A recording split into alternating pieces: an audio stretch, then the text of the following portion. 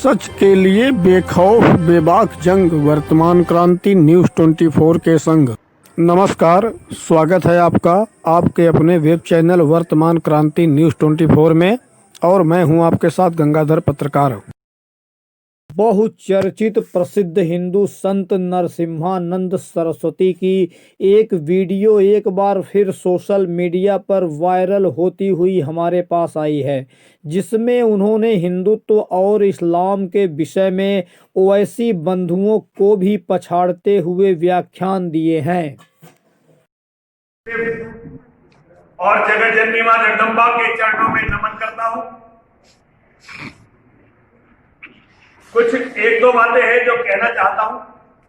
एक तो ये दासने का जो शिव शक्ति धाम है, ये आप सबका मंदिर है। आपको कभी भी कोई सम्मेलन यहां करना हो, आपको कभी भी कोई मीटिंग यहां करनी हो, किसी भी लेवल की करनी हो, हम लोगों को ये मंदिर आपको व्यवस्था करके देगा। कोई भी संगठन, जैसे हमारे देवसेना के राष्ट्रीय अध्यक्ष भूषण सैनी जी ने ये मीटिंग की है और इन्होंने इतना पेन लेकर इतने लोगों को इकट्ठा किया है, ये बहुत अच्छी बात है और इनका प्रयास फलीभूत हो, ऐसी मेरी शुभकामनाएं हैं। बस एक दो बात मैं सभी से कहना चाहता हूं। आशीष जी को छोड़कर यहां मुझे कोई ऐसा नहीं लगा जिसे समस्या का भी पता हो। आप लोगों को वास्तव में समस्या का पता नहीं है। इवन देवसेना के हमारे राष्ट्रीय अध्यक्ष हैं और इसमें की गलती नहीं है, कोई बताने वाला था ही नहीं, इसीलिए अभी समस्या का किसी को भी पता नहीं है।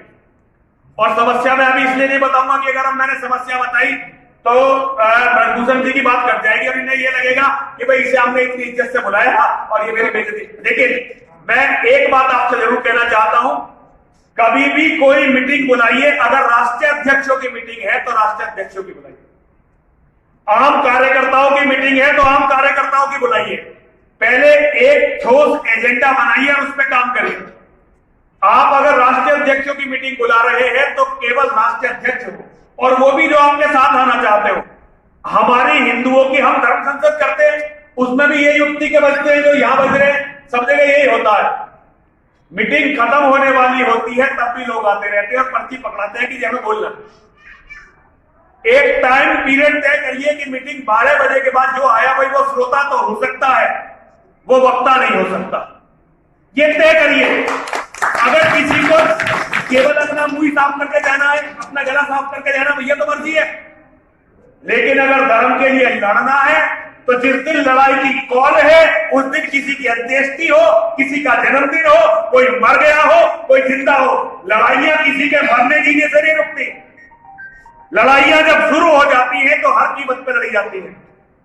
और ये अगर आज भी हिंदू इस लड़ाई को नहीं समझ रहा तो भाई तरस भी नहीं आता तुम पर। तो मुझे उन हिंदुओं पर तरस भी नहीं आता। और कोई प्रोटोकॉल नहीं है किसी का, प्रोटोकॉल की जरूरत नहीं है। जो युद्ध में अपनी योद्धेयता सिद्ध कर देगा, महादेव उसे प्रोटोकॉल देंगे, हम क्या देने वाले। ना तो किसी का अपमान करने की जरूरत है और ना ही किसी का सम्मान करने की जरूरत है। सम्मान के लायक अभी हम में से किसी ने भी कुछ नहीं किया। और अपमान तो हमारा इतना जीवन है, तो इसमें अपमान भी ज्यादा मत करो, ना सम्मान करो ना अपमान करो। तो ये मंदिर आप लोगों का है। कोई भी आप घूम के देख लीजिए, कोई भी कार्यक्रम करिए, हम आपके लिए भोजन की व्यवस्था करेंगे, आपके लिए बैठने की व्यवस्था करेंगे। लेकिन एक बात आपसे बताना चाहता हूं, अगर कोई ये समझता है कि इस्लाम खतरा नहीं है तो इसका अर्थ है वो इस्लाम को जानता ही नहीं है। मैं ये उसको गलती नहीं बता रहा हूं, आशीष जी गलती किसी की नहीं है, केवल ये है कि वो जानता नहीं है। अगर धरती पर एक भी मुसलमान बचेगा,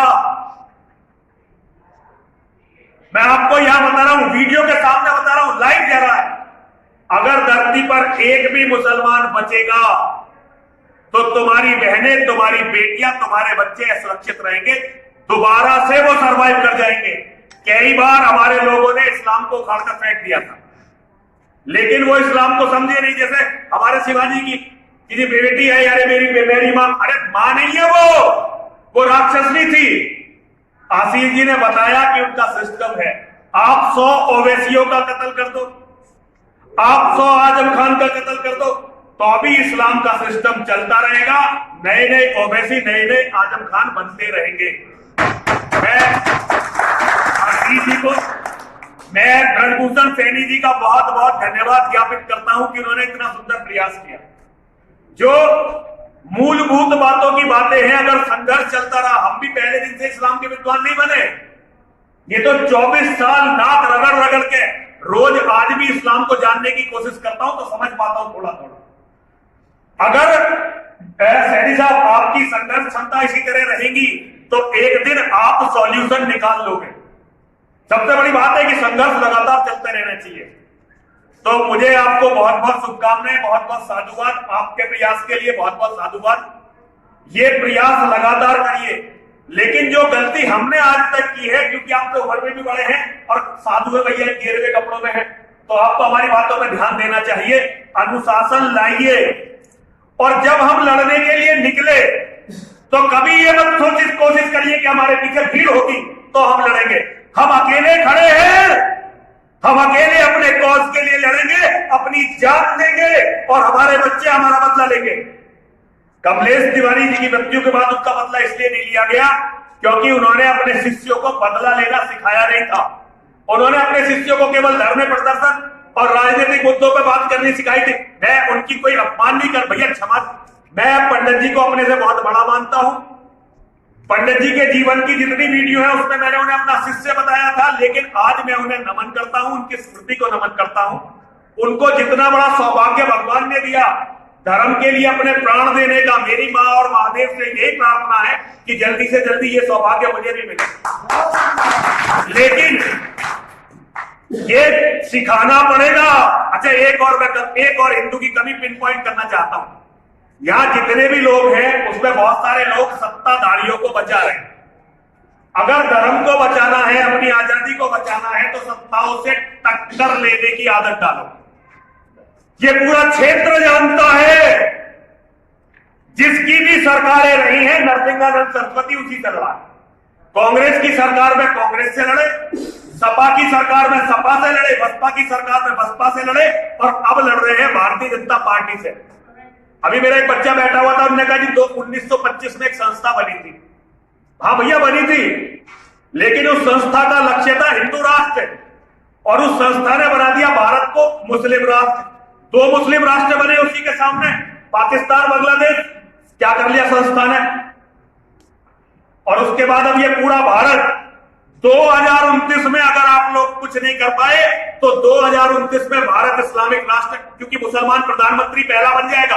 अब चाहे जनसंख्या नियंत्रण कानून लाओ, चाहे खड़े कर करके मुसलमानों की नसबंदी कर दो, अब तो ये तय है कि 2029 में तो उनका प्रधानमंत्री बनेगा ही बनेगा। और 2029 में उनका प्रधानमंत्री बनने का मतलब ये है कि एक एक बहन, एक एक बेटी का बलात्कार आपके सामने होगा। और आप, क्योंकि फौज करवाएगी, पुलिस करवाएगी, तो आप केवल घुटनों में मुंह देके बैठे हुए होंगे। उससे पहले जो लड़ने की तैयारी कर लेगा, भैया प्रताप है हमारा बेटा तुम्हारा, तो उससे पहले जो लड़ने की तैयारी कर लेगा, जिसके घर में ज्यादा से ज्यादा हथियार होंगे और जिसके पास ज्यादा से ज्यादा हाथ होंगे, हथियार से नहीं बढ़िया हथियार चलाने वाले। और बेटा मैं एक बात बताता हूं, जो भी हिंदू धर्म के लिए लड़ रहा था, मैं तो ना एकता के चक्कर में पड़ता, ना अनेकता के चक्कर में पड़ता। जो लड़ रहा है उसके साथ लड़ने के लिए खड़ा होगा। कमलेश तिवारी जी का बदला मैं लेकर दिखाऊंगा एक दिन, और वो बदला एक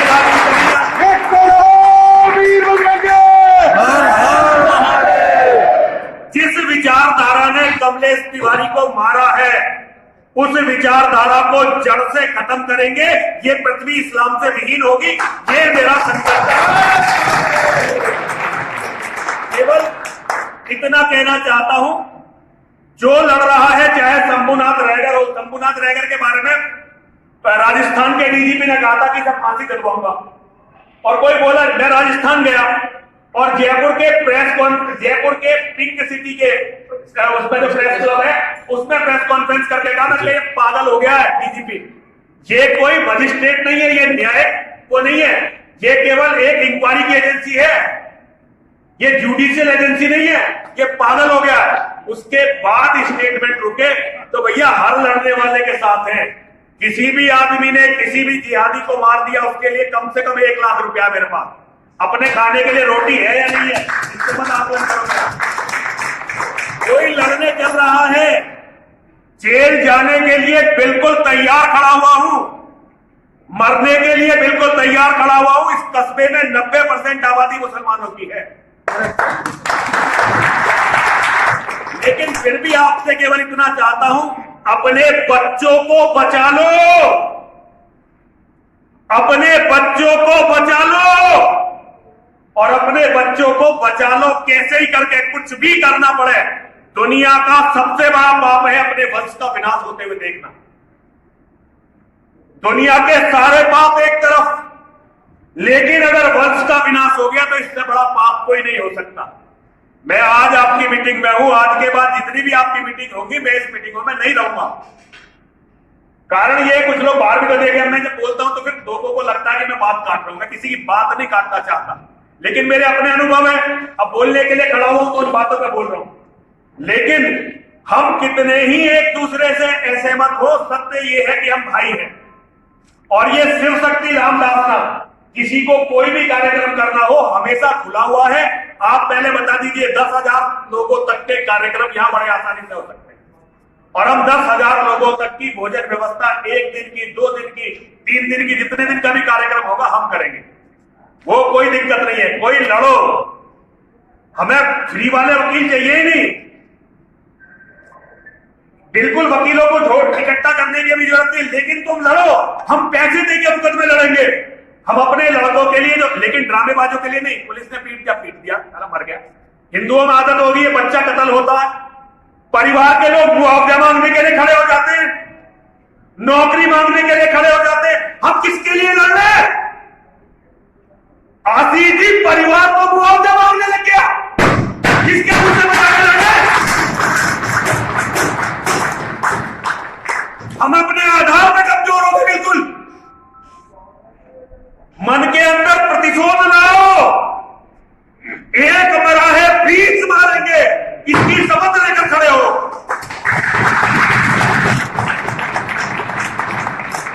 प्रॉपर्टी को रो रहे हो? अरे प्रॉपर्टी तो जाएगी। जब तुम बेटी को नहीं बचा पाए तो प्रॉपर्टी का छाती में रख के ले जाओगे? सारी को बेच दो। मुसलमानों का गणित है। तुम कह रहे हो एक बेटी, कहां है वकील साहब? वकील साहब तुम एक बेटी की बात कर रहे हो? तुम्हारे अगर एक बेटी और एक बेटा है तो मुसलमान का गणित है, बेटी को भगा के ले जाओ और बेटे का कत्ल कर दो। हमारे एक मित्र हैं डॉक्टर संतोष राय, बहुत बड़े हिंदूवादी हैं, उन्होंने अपने बेटे को यूरोप भेजा पढ़ने के लिए, जॉर्जिया। मुसलमानों ने वहां बदला लिया। और सरदार जी कितने दिन हुए लड़के की हत्या को? 15 दिन हुए ना लगभग। 15 दिन पहले जॉर्जिया में डॉक्टर संतोष राय के बेटे की हत्या की, जॉर्जिया में। और वो मुरादाबाद के मुसलमान थे जिन्होंने वहां के मुसलमानों से मिलकर डॉक्टर साहब के बेटे की हत्या करवाई। ये है इस्लाम। उनका सीधा गणित है, बेटी को बचा लो और बेटे का कर दो कत्ल, तो काफिर का जो कुछ है अपने आप तुम्हारा हो जाएगा। और अभी तो हम लव जिहाद, भारत में आज जितने भी मुसलमान मंत्री हैं सारे के सारे लव जिहादी हैं, सारे के सारे। लेकिन हमने किसकी हिम्मत है कहने की? और जो कौम कह भी नहीं सकती वो लड़ कह लेगी। आज मुसलमानों का परसेंटेज सरकारी नौकरियों में जो कांग्रेस ने छोड़ा था वो 1 या 2% था। आज हमारी अपनी सरकार ने, अभी हमारे ब्रजभूषण जी कह रहे थे कि प्रशासन को हाथ में दिया जा रहा है उनके। आज सरकारी नौकरियों में लगभग 10% मुसलमान कर दिए केवल 7 साल में। और किसने कर दिए? आरएसएस की सरकार ने कर दिए। लेकिन हमें क्योंकि आरएसएस से कोई काम होगा तो हम बोल नहीं सकते। हमारी बेटियों का बलात्कार होता रहे, हम तारीफ करते रहेंगे सत्ताधारियों की। यही हमने इंदिरा के साथ किया। आशीष जी किया कि नहीं किया बताओ? यही राजीव के साथ हम लोग कर रहे थे। हमारे सारे धर्माचार्य हाथ जोड़कर खड़े रहते थे गांधी के सामने। अजी गांधी जैसा हो ही नहीं सकता। आज गांधी को मुसलमान बता रहे हो। अगर हिम्मत थी तो उस टाइम बताना था सावरकर की तरह। सावरकर मिट गया, लेकिन वो सच बोलता रहा, चाहे हुआ कुछ नहीं हुआ। हम सावरकर के शिष्य हैं, मर जाएंगे लेकिन हर कीमत पर सच बोलेंगे। और सच ये है कि मुसलमान दुश्मन है और सत्ताएं उनकी साथी है। जिसकी भी सत्ता है वो उन्हीं के साथ है, क्योंकि उनकी ताकत है, उनका सिस्टम है। आप सिस्टम बनाइए। जितनी भी सांसें नरसिंहानंद की बाकी बची हुई है, सब आपके लिए है। मैंने कुछ गलत कहा हो तो मैं ब्रजभूषण जी से भी क्षमा चाहता हूं, आप सबसे क्षमा चाहता हूं, लेकिन मेरी बातों का बुरा मत मानिए। ये समझिए कि एक आदमी 23-24 साल से केवल रो रहा है, 31 बार जेल में रहा, 100 से ज्यादा बार हवालात में रहा, जबकि लड़ता नहीं हूं, अपने लिए कभी नहीं लड़ा। एक खाता है जी, एक खाता जिसमें कभी कभी कुछ पैसे बच्चे डाल देते हैं, उसके सिवा ना कोई ट्रस्ट है, ना कोई संपत्ति है, ना कोई संपत्ति कभी खरीदी। केवल आज अगर मेरा दिमाग चल गया है और मैं बिल्कुल पागल जैसा हो गया हूं तो इसमें कुछ भी गलत नहीं है। जो आदमी एक एक हिंदू की गिरती हुई लाश को देख रहा हो और जो मुसलमानों के बढ़ते हुए एक एक बच्चे को गिन रहा हो, उसका पागल हो जाना बहुत ही स्वाभाविक है। तो अगर मेरे से कुछ गलती हुई हो तो अपने परिवार का एक आदमी अपने परिवार का अपने से बड़ा मान के मुझे क्षमा करना। लेकिन अगली बार मेरी उम्मीद है, ये यहां 4 हॉल बना दिए जी, छोटे बड़े मिलाकर। आशीष जी 3000 तक की वहां हो सकती है, 300-400 तक की यहां हो सकती है, 50 की करनी हो तो वो हॉल है गीता वाला जो है, और अगर 25-30 लोगों की करनी है तो वो वाला हॉल है। कभी भी कोई बताने की जरूरत नहीं है। और इसके सिवा भी और बात काम करने, आप ही का मंदिर है, हमारी किसी से दुश्मनी भी अगर व्यक्तिगत हो गई, लेकिन अगर उसे धर्म के काम के लिए मेरे खून की आखिरी बूंद तक की जरूरत पड़ेगी तो दी जाएगी।